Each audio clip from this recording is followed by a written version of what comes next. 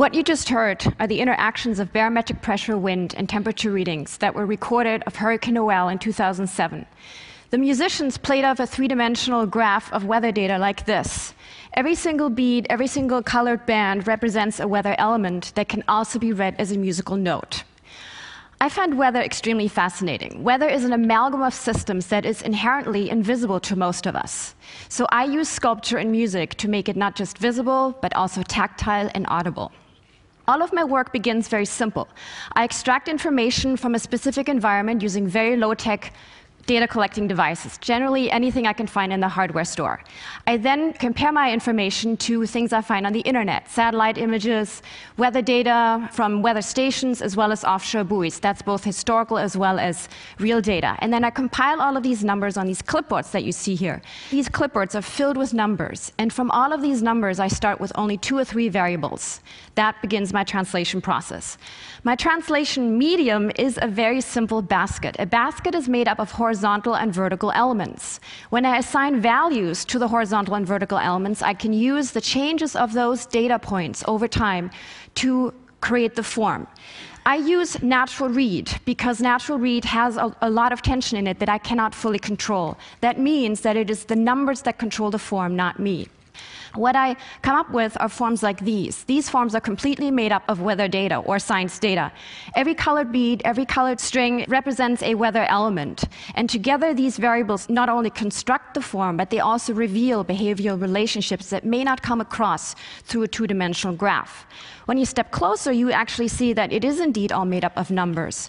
The vertical elements are assigned a specific hour of the day, so all the way around you have a 24-hour timeline, but it's also used to assign a temperature range.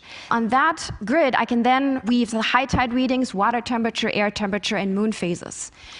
I also translate weather data into musical scores, and musical notation allows me a more nuanced way of translating information without compromising it. So all of these scores are made up of weather data. Every single colored dot, every single line is a weather element, and together these variables construct the score. I use these scores to collaborate with musicians. This is the 1913 trio performing one of my pieces at the Milwaukee Art Museum. Meanwhile, I use these scores as blue plans to translate into sculptural forms like this that function still in the sense of being a three-dimensional weather data visualization, but now they are embedding the visual matrix of the musical score so it can actually be read as a musical score. What I love about this work is that it challenges our assumptions of what kind of visual vocabulary belongs in the world of art versus science. This piece here is read very differently depending on where you place it. You place it in an art museum, it becomes a sculpture. You place it in a science museum, it becomes a three-dimensional visualization of data. You place it in a music hall, it all of a sudden becomes a musical score. And I really like that because the viewer is really challenged as to what visual language is part of science versus art versus music. The other reason I really like this is because it offers an alternative entry point into the complexity of science. And not everyone has a PhD in science, so for me that was my way into it. Thank you.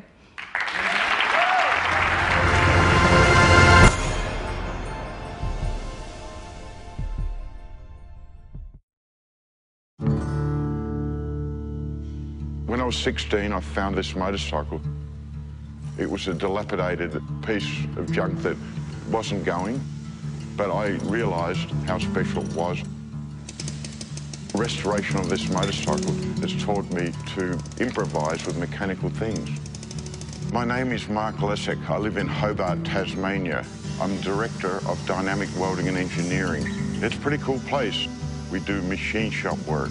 We do aluminum welding. 7 years ago, I had an accident and lost the best part of my arm. I got a prosthetic on my own insurance.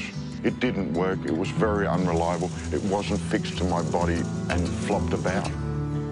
It simply wasn't up to the job.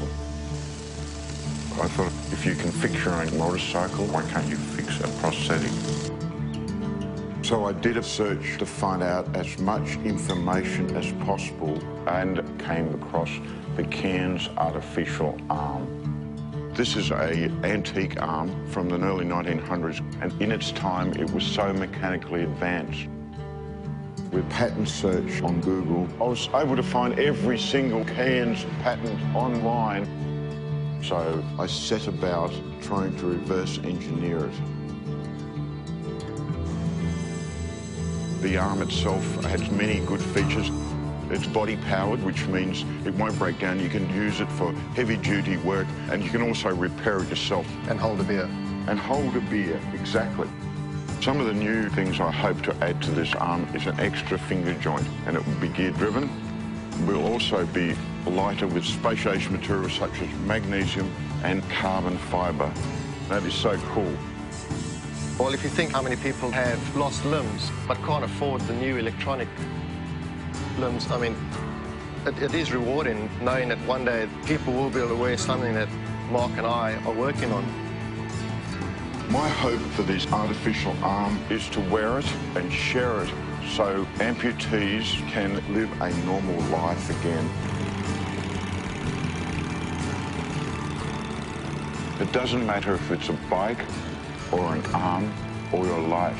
If you can take it apart, if you can understand it, you can make it better.